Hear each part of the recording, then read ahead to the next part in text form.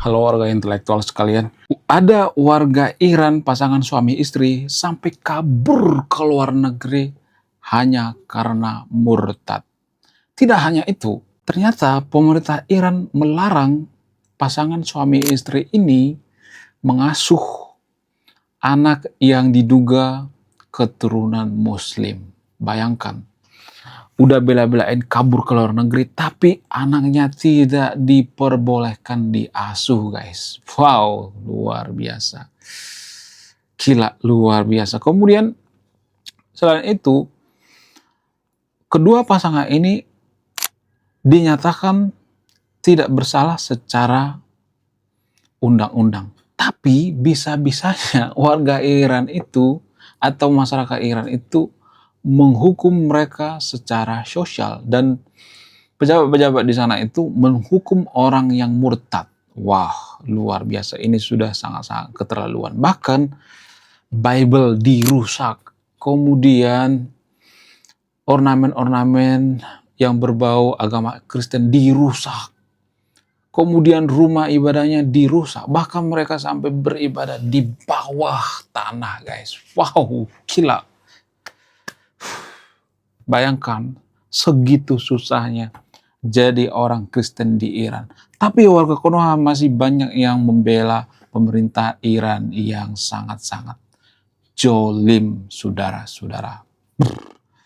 Sungguh nekat yang nyata. Nah, yang jadi pertanyaan, kenapa pemerintah Iran itu begitu ketat dengan yang namanya murtad? Apa alasan mereka? Jadi saya tidak hanya melihat dari satu sudut pandang ya. Saya juga akan melihat dari sudut pandang masyarakat Iran, dari sudut pandang pejabat Iran, dari sudut pandang pemerintah Iran. Saya tidak hanya melihat dari satu sudut pandang biar kita memahami kenapa orang-orang Iran itu tidak suka dengan orang yang murtad gitu ya. Kenapa mereka menghakimi orang yang murtad.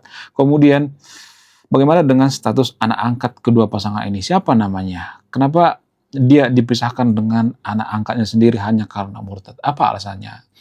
Ya, oke, langsung saja kita ke pembahasannya. Ini pembahasan yang sangat penting, jangan di-skip, karena kalau di-skip ini akan terjadi di Konoha, guys. Supaya hal-hal seperti ini tidak terjadi di Konoha, maka mari kita simak sampai tuntas. Mari kita kenyot.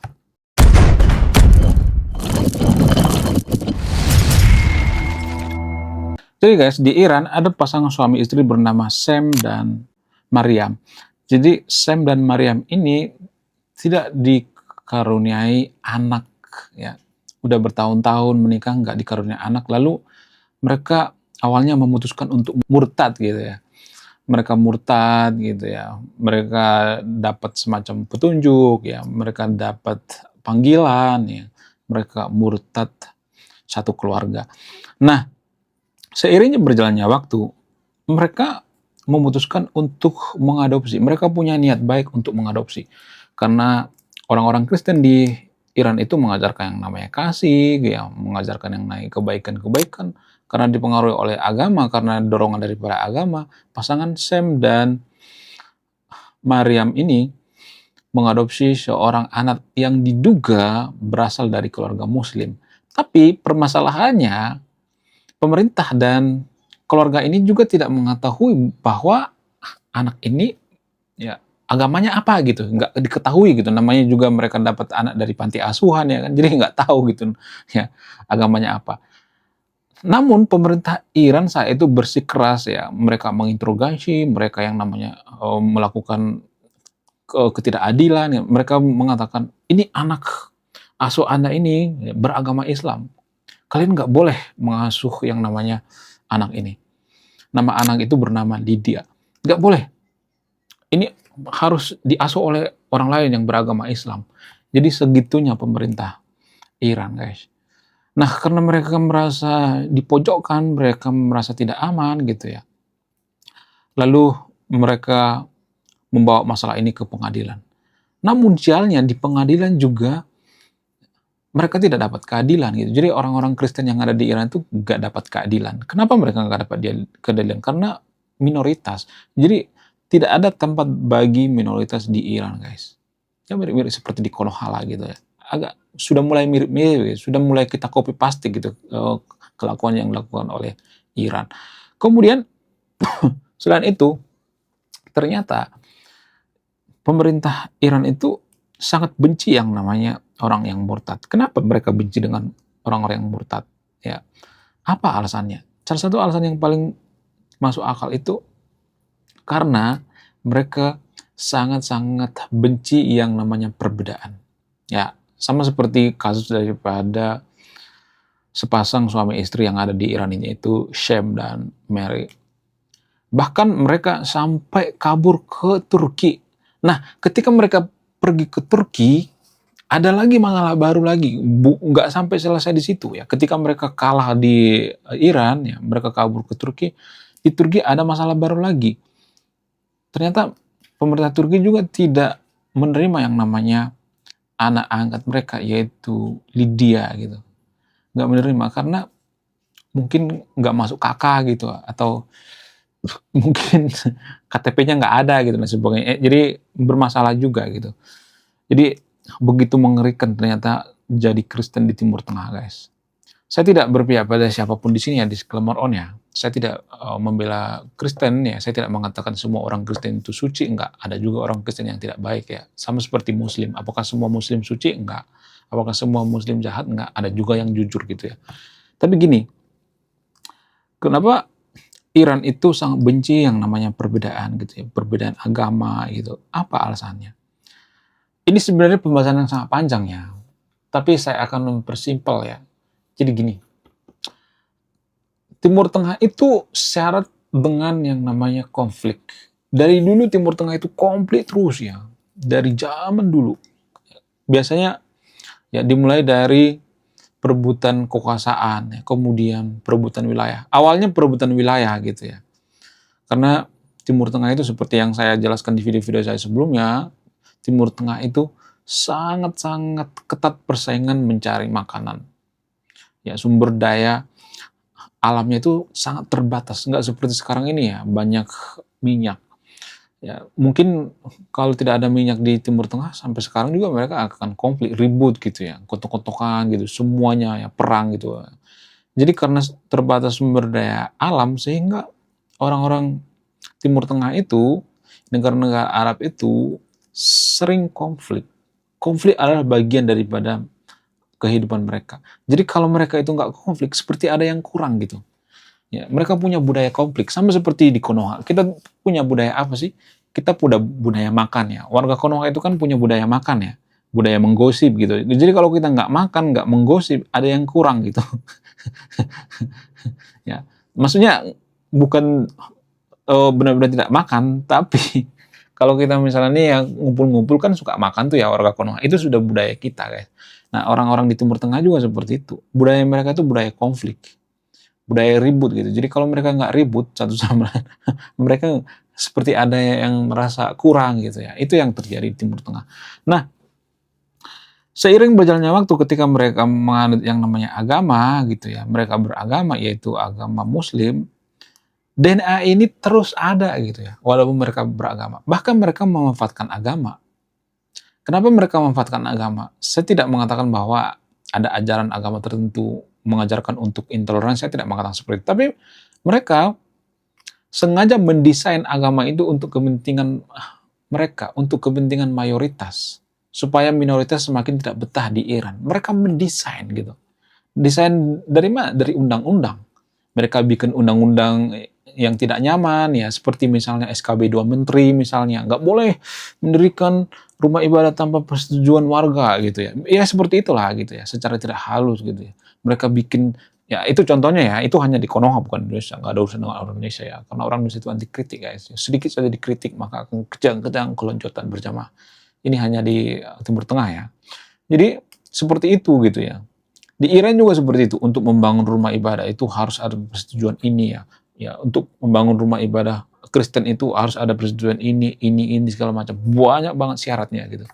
Tujuannya apa? Tujuannya ya mereka itu nggak suka dengan yang namanya perbedaan. Mereka suka konflik gitu ya kalau ada perbedaan. Nah, itulah alasannya kenapa mereka tidak suka perbedaan. Karena mereka itu tidak suka yang namanya perbedaan pendapat gitu ya. Karena sering konflik ya, mereka menganggap bahwa kalau kita berbeda pendapat itu akan menimbulkan konflik. Ya, makanya dalam agama juga kan seperti itu. Kan orang Kristen dan orang Islam itu kan berbeda pendapat soal agama ya. Orang Kristen mengatakan bahwa kita percaya dengan Trinitas gitu ya. Kemudian umat Muslim mengatakan, oh kita percaya dengan yang namanya bertauhid. Itu kan perbedaan ya. Ya, Tuhan itu adalah Yesus. Orang Kristen mengatakan seperti itu. Kemudian ada juga yang mengatakan, oh nggak mungkin lah gitu. Jadi ada perbedaan pendapat. Jadi awalnya dari situ tuh perbedaan pendapat, kemudian perbedaan agama, perbedaan pandangan. Mereka tidak mentolerir perbedaan agama gitu, perbedaan pendapat gitu ya. Kenapa mereka tidak mentolerir? Karena mereka terbiasa konflik. Untuk menghindari konflik ini ya, maksudnya untuk menghindari yang namanya ribut, biasanya mereka itu seragam gitu ya. Misalnya pakai cadar semuanya gitu ya, pakai hijab semuanya gitu ya, atau pakai baju atau pakai sorban taplak meja semuanya gitu ya. Jadi itu sangat disukai oleh orang-orang Arab, keseragaman gitu ya. Kalau ada yang berbeda mereka curiga, oh ini ancaman, oh ini akan menjadikan konflik gitu. Jadi seperti itu guys. Nah itulah yang kita alami di Konoha. Kenapa Konoha itu sudah mulai punya budaya seperti ini? Apa alasannya? Di Konoha kan seperti itu ya. Sudah ada upaya-upaya kalau saya perhatikan itu untuk ya mempersulit pembangunan rumah ibadah gitu ya. Ada upaya-upaya untuk supaya Konoha itu mayoritas satu agama gitu ya. Seperti Iran supaya menjadikan Konoha itu jadi negara agama. Ada upaya-upaya seperti itu kalau saya perhatikan. Secara tidak langsung ya, secara halus ya. Karena warga Konoha dan warga Iran itu 11-12. Itulah alasannya kenapa kalau Anda jeli Anda perhatikan. Kalau ada video-video yang menampilkan Donald Trump, coba nanti cek komentar-komentarnya. Mereka ngatain Trump gitu karena kecintaan mereka terhadap Iran, kecintaan mereka terhadap seiman gitu. Ya.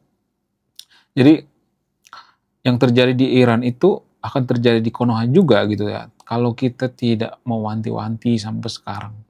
Ya. Jadi itulah alasan saya bikin channel ini supaya jangan terjadi di Konoha, supaya kita memahami gitu ya perbedaan pendapat.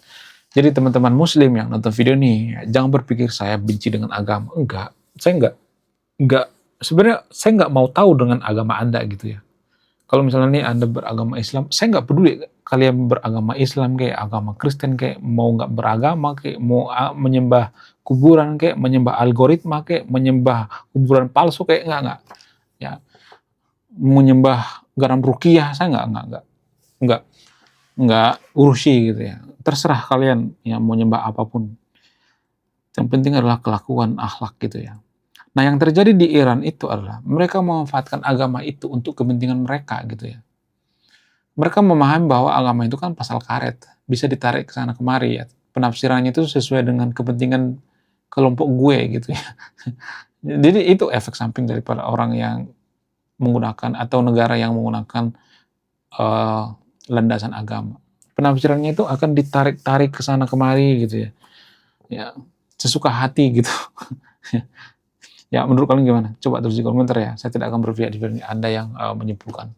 Oke guys ya, sekian video ini. Saya tidak akan berpihak pada siapapun. Anda yang menyimpulkan. Kalau saya menyimpulkan itu artinya saya berpihak. Jadi dari sudut pandang umat Muslim yang ada di Iran itu, saya sudah jelaskan gitu ya. Dari sudut pandang Kristen saya sudah jelaskan gitu ya.